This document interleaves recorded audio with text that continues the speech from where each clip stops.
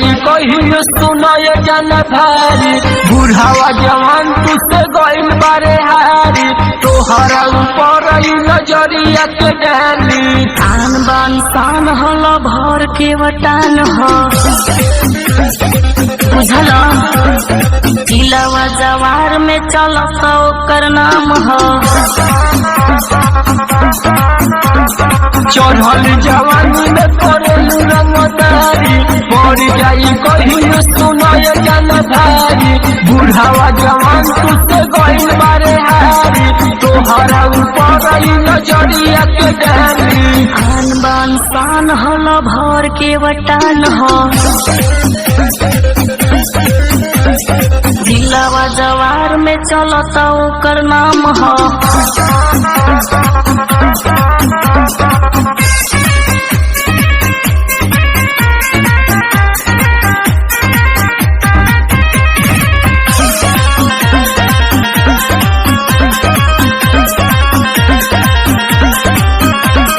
हई रंगदार का देखाई अब हो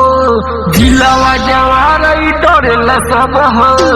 पर जैब पाले तो सुधर जइब हुलियो से अपना बिगड़ जइब आन बान शान हल भर के वटान हो जिलावा जवार में चलत ओकर नाम हो चढ़ल जवानी में करेलू रंगदारी पड़ जाई कहियो सुनाय जान भारी बुढ़ावा जवान तुझसे गइल बारे हारी तोहरा ऊपर नजरिया के डाली आन बान शान हल भर के वटान हो ए बाबू सुनो जिलावा जवार में चलत ओकर नाम हो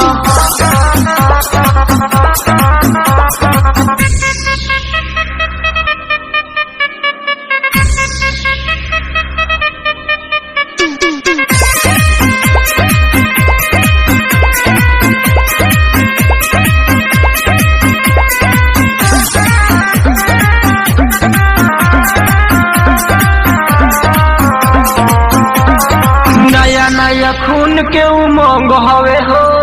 गोली बंदूक सब संग हवे हो सुगरी ममित नियन शेर हवे हो रह कंट्रोल बड़ी टेढ़ हवे हो आन बान शान हल भर के वटान हो जिलावा जवार में चलत ओकर नाम हो चढ़ल जवानी में करेलू रंगदारी पड़ जाई कहियो सुनाय जान भारी बुढ़ावा जवान तुझसे गइल बारे हारी तोहरा ऊपर नजरिया के डाली आन बान शान हल भर के वटान हो